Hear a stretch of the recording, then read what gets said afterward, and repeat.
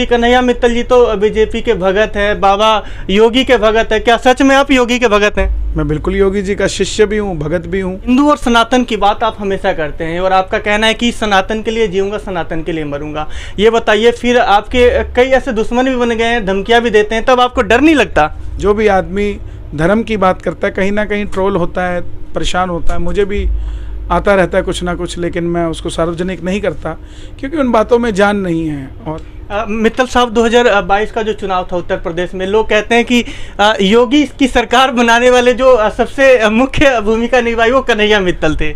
देखिए, ये लोगों का कहना है और महाराज जी का भी ये कहना है कि इस भजन का बहुत प्रभाव पड़ा। जो राम को लाए हैं हम उनको लाएंगे, दुनिया में फिर से हम भगवा लहराएंगे। 24 का चुनाव आने वाला है बिल्कुल, और माहौल बिल्कुल गरमाया हुआ है और लोगों की नजरें फिर एक बार कन्हैया मित्तल की तरफ से कि इस बार कौन सा बम फोड़ने वाले हैं। आज पूरे सवाल जो है एक से एक सारे ले लिए जाएंगे। जी जी। देखिए, 24 में इलेक्शन है, ठीक है। अब हमें तो पता नहीं क्या होगा, हम जहाँ पहुँचे ये भी नहीं पता था हम कैसे पहुँचे। अच्छा, योगी जी के साथ रहेंगे या मोदी जी के साथ रहेंगे आप? तो दोनों एक साथ ही तो हैं। अच्छा, एक नेता मैं बात करूं, योगी जी सबसे ज़्यादा पसंद है या मोदी जी? एक नाम बताइएगा। देखिए, एक नाम कैसे बता सकते हैं? अगर मोदी जी राम हैं तो योगी जी हनुमान हैं।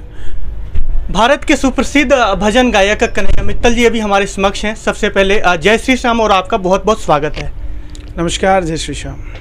मित्तल साहब, इन दिनों जहाँ भी जाते हैं, पहले देखा जाता था राधे राधे का नाम होता था, जय श्री राम का नाम होता था, लेकिन जब से आप आए हैं बाबा श्याम का नाम पूरे देशों दुनिया में गूंज रहा है। देखिए, राधे राधे भी नाम है, जय श्री राम भी है, लेकिन आज आयोजन श्याम बाबा का है तो ये बात है ही कि जय श्री श्याम का नारा गूंजेगा। ये श्याम बाबा की कृपा है, बाबा का चमत्कार है जो लोगों के साथ हो रहा है और दिनों दिन भीड़ बढ़ती जा रही है। मित्तल साहब, ये भी बात की जाए, इन दिनों चर्चा हो रही है, बात विवाद भी हो रहा है। कई लोग ये कहते हुए व्यंग भी कसते हैं कि कन्हैया मित्तल जी तो बीजेपी के भगत हैं, बाबा योगी के भगत हैं। क्या सच में आप योगी के भगत हैं? मैं बिल्कुल योगी जी का शिष्य भी हूँ, भगत भी हूँ। और बात रही बीजेपी की, तो अगर वो बीजेपी से तो मैं उसमें क्या कर सकता हूँ। और दूसरी बात, जो आदमी धर्म की बात करेगा वो चाहे किसी भी राजनीतिक दल का क्यों ना हो, हम उसके साथ हैं, उसको प्रेम करते हैं, उससे स्नेह रखते हैं, उसकी बात पे भरोसा करते हैं। क्योंकि भारत देश के अंदर जो सनातन के 100 करोड़ लोग यहाँ रहते हैं, उनकी आस्था मंदिरों से जुड़ी है, और जो मंदिरों से प्रेम करता है इसका मतलब 100 करोड़ लोगों से भी प्रेम करता है। हिंदू और सनातन की बात आप हमेशा करते हैं और आपका कहना है कि सनातन के लिए जीऊंगा, सनातन के लिए मरूंगा। ये बताइए, फिर आपके कई ऐसे दुश्मन भी बन गए हैं, धमकियां भी देते हैं, तब आपको डर नहीं लगता? देखिए, धर्मो रक्षति रक्षित है। जो धर्म की रक्षा करता है, धर्म उसकी रक्षा करता है। जो भी आदमी धर्म की बात करता है कहीं ना कहीं ट्रोल होता है, परेशान होता है। मुझे भी आता रहता है कुछ ना कुछ, लेकिन मैं उसको सार्वजनिक नहीं करता क्योंकि उन बातों में जान नहीं है। और प्रभु राम की कृपा से तो पत्थर तर गए पानी के ऊपर, हम तो जीव ही क्या है।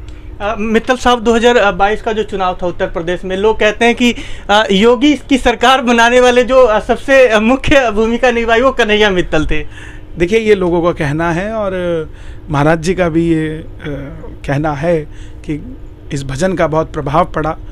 जो न्यूट्रल आदमी था, जिसको समझ नहीं आ रहा था कि कहाँ जाएं, तो वो इस तरफ आया। हमारे जो दर्शक देख रहे हैं, अगर 2 लाइन हरियाणा प्रदेश के लोगों को सुनाना चाहिए, क्योंकि यूपी के लोग तो खासा ही प्यार करते हैं, उनके दिलों में बस गए हैं, लेकिन हरियाणा के लोगों को क्या? देखिए, हरियाणा के अंदर भी खट्टर सरकार बहुत अच्छा काम कर रही है। लगभग 12 से 13 बसें खाटू श्याम जी के लिए चलाई हैं, तो हमें तो वही दिखता है। अगर मैं डॉक्टर होता तो मुझे मेडिकल कॉलेज दिखते, मैं पुलिस में होता तो मुझे थाने दिखते, मैं धर्म के क्षेत्र में हूँ तो मुझे बाबा के दरबार में जाने के सुगम रास्ते दिखते हैं जिसने बनाए हैं। तो मैं 2 लाइनें ही गाऊंगा। जो राम को लाए हैं हम उनको लाएंगे, दुनिया में फिर से हम भगवा लहराएंगे। कन्हैया मित्तल जी, आजकल लोग ये भी कह रहे हैं कि कई ऐसे गायक हैं जिन्होंने धर्म का धंधा बना दिया है और करोड़ों रुपए कमा रहे हैं। आपके बारे में भी सोशल मीडिया पर देखते हैं कि आज कन्हैया मित्तल ने करोड़ों की कार खरीदी, करोड़ों का बंगलो खरीदा। इस पर आप क्या कहते हैं? देखिए, तो मेहनत का फल है साहब। हम किसी की जेब से तो पैसा निकाल रहे हैं, ना हम जाकर उसको कह रहे हैं कि नहीं इतने ले आ, फिर बात बनेगी।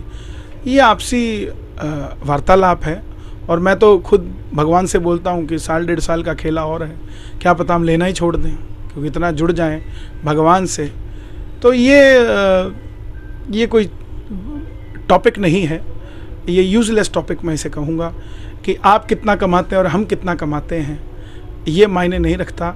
आप कितने संतुष्ट हैं और हम कितने संतुष्ट हैं ये मायने रखता है।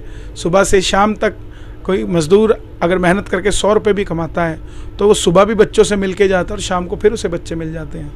हम लोग तो 15-15 दिन नहीं मिल पाते अपने बच्चों से, तो उसकी भरपाई के लिए कौन सी पेमेंट आप सुनिश्चित करते हैं, ये भी सामने वाले को बतानी चाहिए। 2024 का चुनाव आने वाला है बिल्कुल, और माहौल बिल्कुल गरमाया हुआ है और लोगों की नजरें फिर एक बार कन्हैया मित्तल की तरफ से कि इस बार कौन सा बम फोड़ने वाले हैं। आज पूरे सवाल जो है एक से एक सारे ले लिए जाएंगे। जी देखिए 24 में इलेक्शन है, ठीक है, अब हमें तो पता नहीं क्या होगा, हम जहाँ पहुँचे हैं ये भी नहीं पता था हम कैसे पहुँचे। अच्छा, योगी जी के साथ रहेंगे या मोदी जी के साथ रहेंगे आप? तो दोनों एक साथ ही तो हैं। अच्छा, एक नेता मैं बात करूं, योगी जी सबसे ज़्यादा पसंद है या मोदी जी? एक नाम बताइएगा। देखिए एक नाम कैसे बता सकते हैं, अगर मोदी जी राम हैं तो योगी जी हनुमान हैं, और अगर उसी प्रकार से काम हो रहा है, कोई काशी सजा रहा है तो कोई केदार सजा रहा है, कोई अयोध्या सजा रहा है तो कोई महाकाल सजा रहा है, तो आप सिर्फ ये नहीं कह सकते कि उत्तर प्रदेश के मंदिर ही सज रहे हैं, मध्य प्रदेश में भी सज रहे हैं। अब आप देखिए कुरुक्षेत्र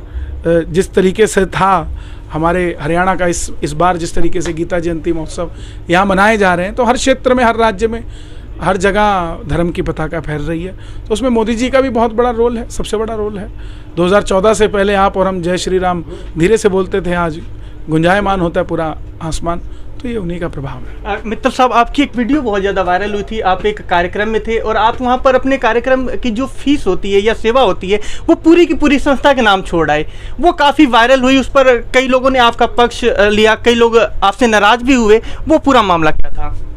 मैं कई जगह छोड़ाया, आप कौन से वाले की बात कर रहे हैं? 3.5 लाख रुपए वो वीडियो काफ़ी वायरल हुई आपकी। हाँ, ये माता बेरी का दरबार था, और जो नाराज़ हो रहे हैं पता नहीं वो कि कौन सी मानसिकता के लोग हैं कि इस पे भी नाराज़ हो रहे हैं। मैं लूँ तो नाराज़ है, ना लूँ तो नाराज़ है, लेकिन हैं तो वो खड़े हुए। मैंने लास्ट में बोला कि आप सबको तो मेरे भजन आते हैं, रात के 2 बज रहे हैं, तो मेरा पोस्टर लगा देते और भजन चला देते, सब वैसे ही हो जाते, मुझे पैसे देने की क्या ज़रूरत है। तो वहाँ वो खड़े हुए तो बोले आज का लिफाफा यहीं छोड़ जाओ, तो मैं वहीं छोड़ा है साहब, उसमें क्या। कन्हैया मित्तल जो इतने हंसमुख है, इतने प्यारे हैं, ये अपने काम से काम रखते हैं। इनके बारे में कहा जाता है ये दुनिया के बारे में मतलब नहीं रखते, लेकिन मैं इसी के साथ और जानना चाहूँ, कन्हैया मित्तल जी वैसे तो बाबा श्याम की अपार कृपा है आपके ऊपर, लेकिन क्या कोई ऐसा सपना बचा है कि लगता है कि आने वाले समय में वो पूरा होना चाहिए या मैं उसे पूरा करूँगा?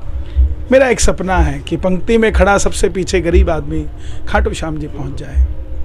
जो लोग समर्थ हैं वो इस काम में लगें और गरीब लोगों को खाटू श्याम जी का दरबार दर्शन कराएं, ताकि वो कभी महसूस ना करें कि अमीर ही क्या दरबार में जा सकता है। तो बस यही सपना है मेरा, और उसके लिए मुझे किसी की भी नौकरी करनी पड़े, कोई मुझे बीजेपी का कहे या कांग्रेस का कहे या किसी का कहे, मुझे कोई फ़र्क नहीं पड़ता। मैं अगर उत्तराखंड के मुख्यमंत्री धामी जी के लिए गाना गाता हूँ तो उसकी डीलिंग के पीछे यही हाथ होता है कि उत्तराखंड से बस चलनी चाहिए खाटू श्याम जी के लिए। अगर मैं खट्टर जी की बात करता हूँ तो उसके पीछे भी यही मोटिव होता है कि हरियाणा से बस। अब आने वाले समय में आप देखना, पंजाब से 12 ज़िलों से बसें चलेंगी, 12 के 12 ज़िलों से। तो यही मेरा मकसद है, यही मेरा मोटिव है कि लोग खाटू श्याम जी पहुँचे। बिल्कुल, कन्हैया मित्तल जी इस समय भारत के सबसे बड़े स्टारों में से एक है, लेकिन घमंड जैसी कोई कतई चीज़ नहीं है। इसी के साथ आज कन्हैया मित्तल जी ने बहुत ही बखूबी बेबाकी से हर सवालों का जवाब दिया। अपील यही रहेगी कि आप इस इंटरव्यू को शेयर करें और आप अपनी कमेंट में प्रतिक्रिया रख सकते हैं कि आप कन्हैया मित्तल जी के बारे में क्या सोचते हैं, और अगर बाबा श्याम के प्रेमी हैं तो इस वीडियो को भी शेयर कर दें। वीडियो जर्नलिस्ट आशु पांचाल के साथ मैं पवन शुक्ला, हरियाणा रिपब्लिक।